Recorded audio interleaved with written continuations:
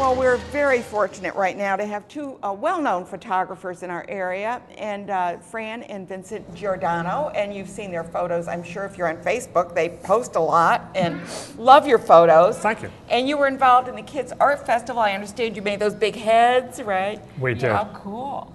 Yeah, they were of Charles Steinmetz, Barack Obama, and Gary McCarthy. Okay, I saw those. Those were really cool. Yeah.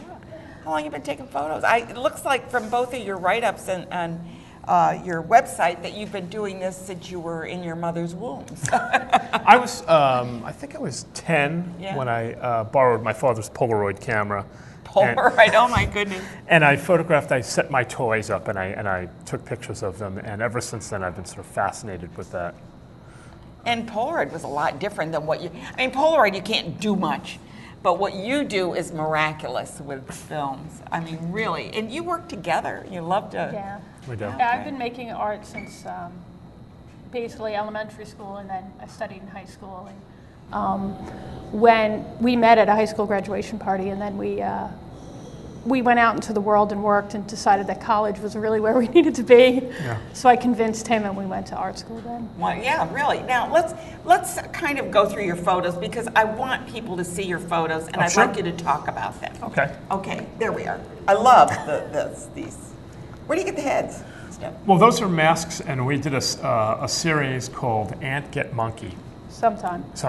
Oh, okay. About how sometimes the little person will win. Okay, good. And that was sort of inspired the series of work.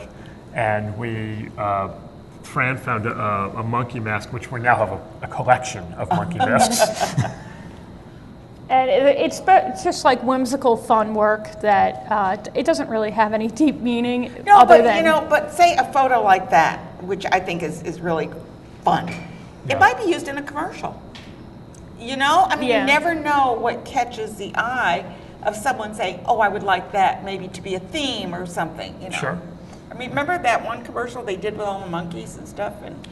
Oh right, yeah, that was a funny. Wasn't it? I think it had to do with insurance or something. Yeah. But anyways, you never know where things are going to go. That's true. That's true.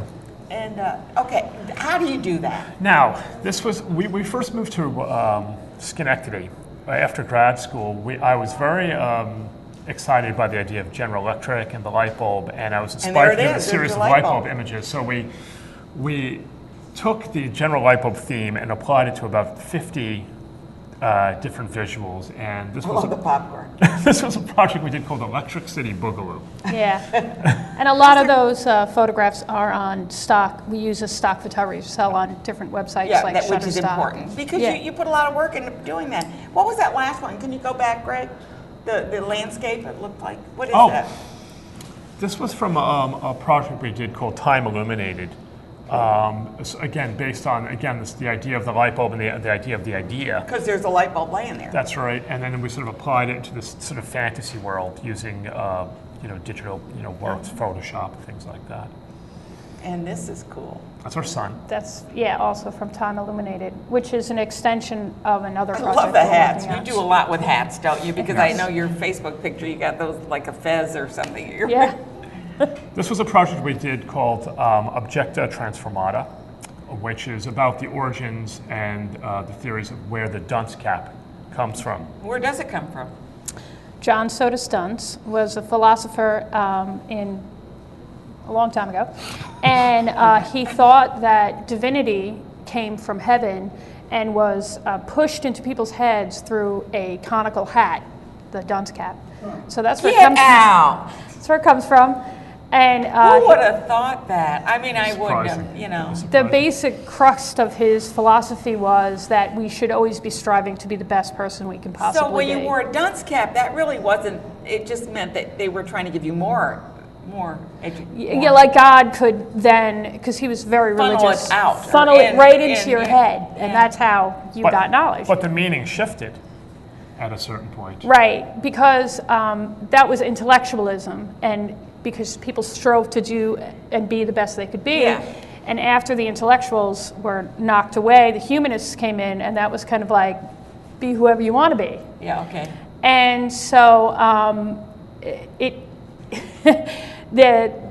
teachers in the beginning said, "Oh, you think you're so smart," like some pointed, Put a dunce padded cap on. intellectual, and they would put a dunce cap on the kid who was like asking the teacher, like, "I think you might be wrong about, the Earth at the center of the universe." So they're not simply photographers; they are historians, right? In a way. And do you do all kind? I mean, besides this is your art, but you also do like weddings and things like anything that is that. I'm not putting words in your mouth. Yeah, we're commercial photographers You're as commercial well. photographers We as do. well. You use Photoshop? You like that? I live by Photoshop. Do you really? I love it. I love it. I'm scared of Photoshop. I am scared to death. We love it. I grew up in the darkroom. I learned in the darkroom. I was trained in the darkroom, and I could not wait to get out into the light.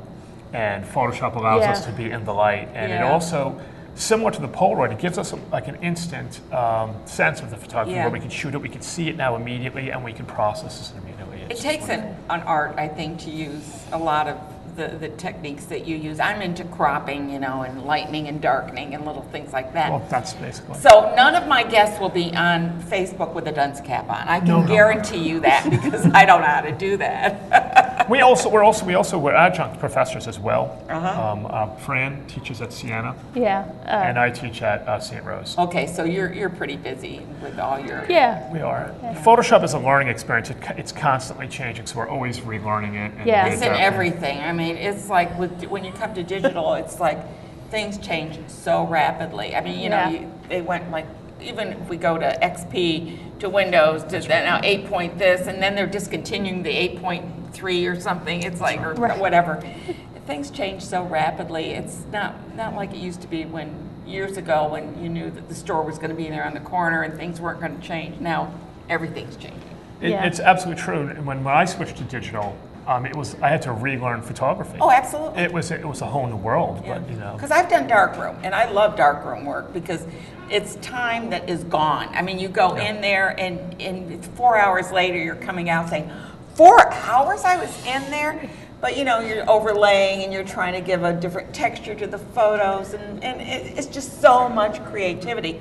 This has got to be a real change. It is, and with the darkroom, you come out with a product. Yeah. You work on that print, and you come out. There's the print that I just worked on for 3 or 4 hours. With digital, we work, and most of the time, our images live on the computer or in social media. So you work on your computer for 3 hours, and then you save it to your desktop. I know.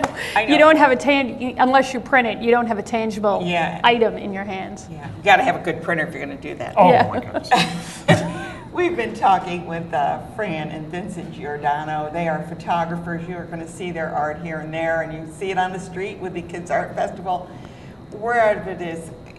Art is so important to all of us, whether you realize it or not. It's in front of you, and it's there. So just enjoy it. And when you open up that magazine, realize what people who do photoshopping do to make things really impressive. So thank you both for being here. It's been a pleasure. Thank you. Well, thanks for having us. Nice meeting you.